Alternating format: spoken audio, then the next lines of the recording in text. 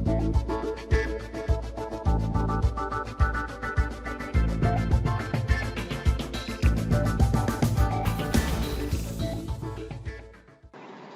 दोस्तों, quality hub India के इस सेशन में मैं आर्यन विश्वकर्मा आप लोगों का स्वागत करता हूं।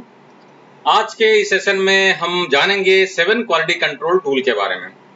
काफ़ी डिमांड में ये टॉपिक है और मुझे काफ़ी दिनों से रिक्वेस्ट मिल रही थी कि मैं ये टॉपिक पे एक वीडियो बनाऊं। तो 7 क्वालिटी कंट्रोल टूल जानने से पहले मेरा रिक्वेस्ट रहेगा आप लोगों से, अगर आपने मेरा चैनल सब्सक्राइब नहीं किया है तो सब्सक्राइब कर ले, और वीडियो पसंद आए तो इसको शेयर करें, लाइक करें और अपने कलीग्स और दोस्तों को भी बताएं। तो आइए जानते हैं कि 7 क्वालिटी कंट्रोल टूल है क्या। तो जो 7 क्वालिटी कंट्रोल टूल है ये एक जरिया है डेटा को कलेक्ट करने का, कलेक्ट करके उसको एनालाइज करने का, डेटा को एनालाइज करके रूट कॉज आइडेंटिफाई करने का, और रूट कॉज आइडेंटिफाई करने के बाद में एक्शन लेने के बाद में जो रिजल्ट है उसको मेजर करने का। तो ये जो 7 क्वालिटी कंट्रोल टूल है ये न्यूमेरिकल डेटा पे काम करता है, और एनालाइज करने के बाद में जो हमको सॉल्यूशन डेवलपमेंट करना होता है ये हमको ही करना होता है और उसको इंप्लीमेंट करना होता है। इसमें टूल हमें मदद नहीं करेगा। तो जो 7 क्वालिटी कंट्रोल टूल आज हम जानने वाले हैं क्वालिटी इंप्रूवमेंट के बारे में, क्या क्या है जरा जानते हैं। हम आज जानेंगे कॉज एंड इफेक्ट डायग्राम के बारे में, Pareto analysis, flow chart, scatter diagram, check sheet, histogram और कंट्रोल चार्ट। तो आइए अब इन टूल्स को डिटेल में समझते हैं। तो पहला टूल हमारा जो है ये है cause and effect diagram. Cause and effect diagram, इसे इशिकावा डायग्राम भी कहते हैं क्योंकि इसे प्रोफेसर कोरो इशिकावा ने डेवलप किया था, और इसे फिशबोन डायग्राम भी काफी पॉपुलरली कहा जाता है क्योंकि इसका जो दिखावट है ये बेसिकली फिश के बोन की तरह लगता है, इसलिए इसे फिशबोन डायग्राम भी कहा जाता है। तो जो फिशबोन डायग्राम है ये एक तरीका है हमारे पोटेंशियल कॉजेस, यानी कि जिस प्रॉब्लम पे हम सॉल्यूशन ढूंढ रहे हैं उनके पोटेंशियल कॉजेस ढूंढने के लिए, रूट कॉज आइडेंटिफाई करने के लिए फिशबोन डायग्राम नहीं होता है। यानी कि इसमें हम सिर्फ पोटेंशियल कॉजेस आइडेंटिफाई करते हैं, बाद में उन कॉजेस को वैलिडेट करने के बाद में हम रूट कॉज में पहुंचते हैं। इस डायग्राम में हम इस पोर्शन में इफेक्ट लिखते हैं और इनके जो कॉजेस हैं कॉजेस को हम इस साइड में लिखा जाता है, और कॉजेस को आइडेंटिफाई करने के लिए 6M का इस्तेमाल किया जाता है, man, machine, material, method, measurement और मदर नेचर या एनवायरनमेंट। तो बेसिकली फिशबोन डायग्राम बनाने के लिए पहले ब्रेनस्टॉर्मिंग किया जाता है। ब्रेनस्टॉर्मिंग करने के बाद में जो कॉजेस निकलती हैं उन कॉजेस को इन एम्स में डिवाइड कर दिया जाता है, बाद में फिर उसे वैलिडेट करके उस पर रूट कॉज आइडेंटिफाई किया जाता है। तो फिशबोन डायग्राम के बेनिफिट क्या है? फिशबोन डायग्राम के बेनिफिट्स ये हैं कि ये हमें पोटेंशियल कॉजेस को आइडेंटिफाई करने में हेल्प करता है, ये टीम वर्क सिस्टम को लागू करता है और हमें प्रॉब्लम के कॉजेस को अंडरस्टैंडिंग करने में आसानी होती है, और ये फिशबोन डायग्राम जो है ब्रेनस्टॉर्मिंग के रिलेशनशिप को भी एस्टैब्लिश करता है। आइए अब जरा देखते हैं फिशबोन डायग्राम का एक एग्जांपल। यहाँ पर आप देख सकते हैं ये इफेक्ट जो है यहाँ पर लिखा गया है, ये पुअर रेस्पॉन्स टू कस्टमर, ये इफेक्ट है, और जो कॉजेस है यहाँ पर 4M का इस्तेमाल किया गया है। फिशबोन डायग्राम में आप 4M का इस्तेमाल कर सकते हैं, 6M का भी इस्तेमाल कर सकते हैं, या आप P का भी इस्तेमाल कर सकते हैं, डिपेंड करता है एक टीम के मैच्योरिटी पे। यानी कि आप people, process, product, policy, procedures, आप P भी ले सकते हैं, ऐसा कुछ हार्ड एंड फास्ट रूल नहीं है। तो फिशबोन डायग्राम में ये जो कॉजेस हैं, जो मैन, मशीन, मटेरियल, मेथड आप देख रहे हैं, इन्हें प्राइमरी कॉजेस कहा जाता है।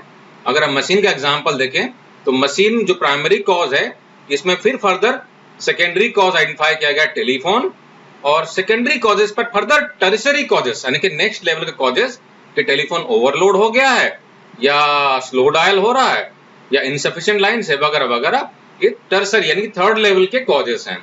तो डिपेंड करता है कि टीम जो है कितनी मैच्योर है उस सब्जेक्ट पे, तो आप उस लेवल के कॉजेस को आइडेंटिफाई कर सकते हैं। तो दोस्तों फिशबोन डायग्राम जो है एक कॉमन टूल है, बहुत ही इंपॉर्टेंट टूल है हमें पोटेंशियल कॉजेस आइडेंटिफाई करने के लिए। सेकेंड टूल जो है ये है फ्लो चार्ट। फ्लो चार्ट एक काफी इंपॉर्टेंट टूल है 7QC टूल का। ये हमें किसी प्रोसेस के सीक्वेंस को समझने में हेल्प करता है। एक स्कीमेटिक डायग्राम है जिसमें कि हम प्रोसेस के स्टेप बाय स्टेप को समझते हैं कि प्रोसेस हमारा कैसे फ्लो करेगा। इसके बेनिफिट्स क्या होते हैं?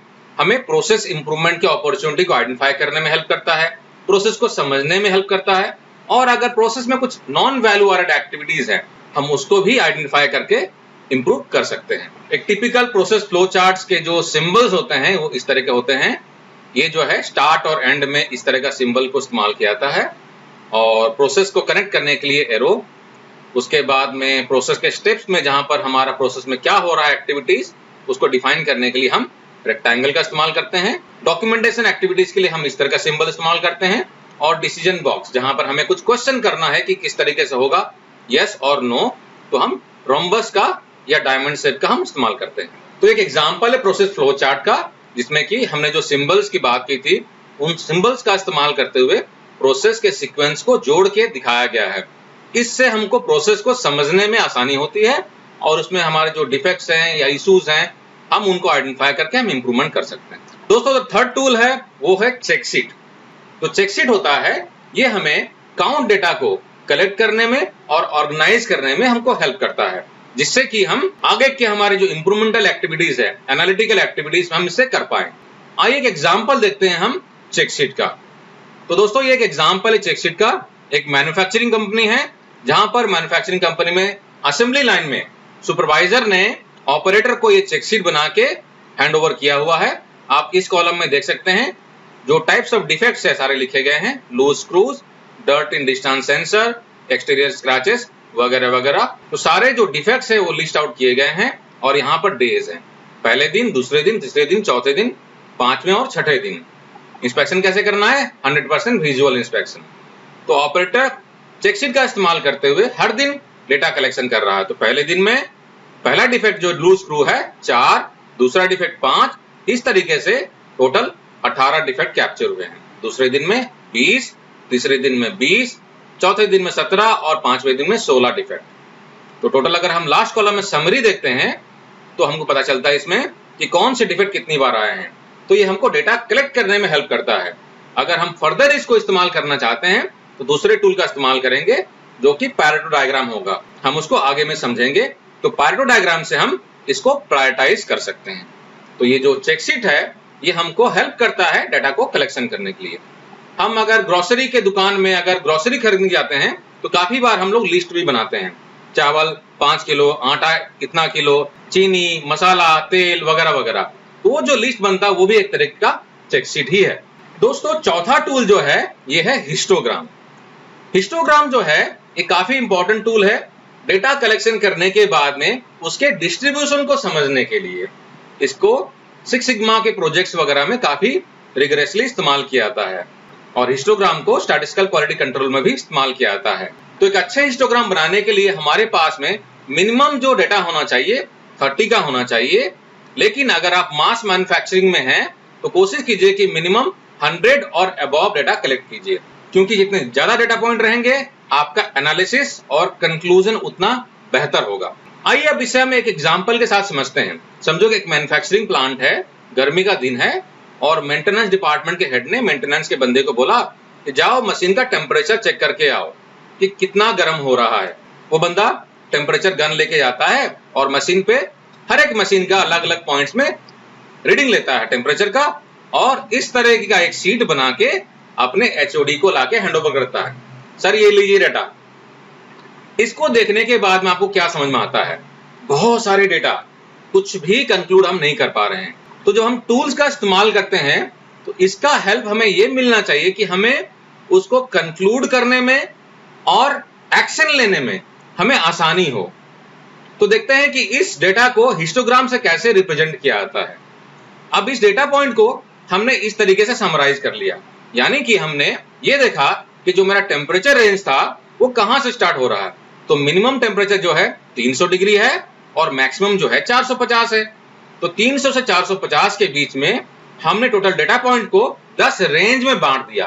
300 से 315, 316 से 330, इस तरीके से 10 रेंज में बांट दिया, और ये देखा कि इस रेंज में कितने डेटा पॉइंट आ रहे हैं।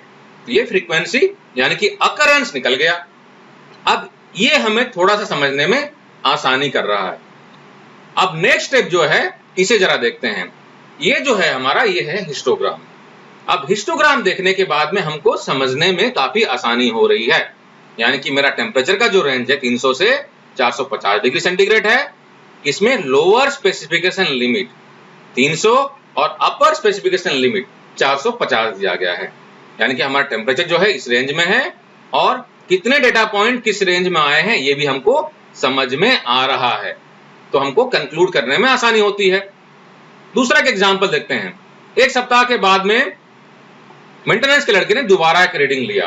अब मेंटेनेंस का हेड जब इसको रिव्यू करता है तो उसको पता चलता है कि जो टेम्परेचर जो है ये मैक्सिमम टेम्परेचर जो है अपर साइड में आ रहे हैं, यानी कि मशीनें गर्म हो रही है।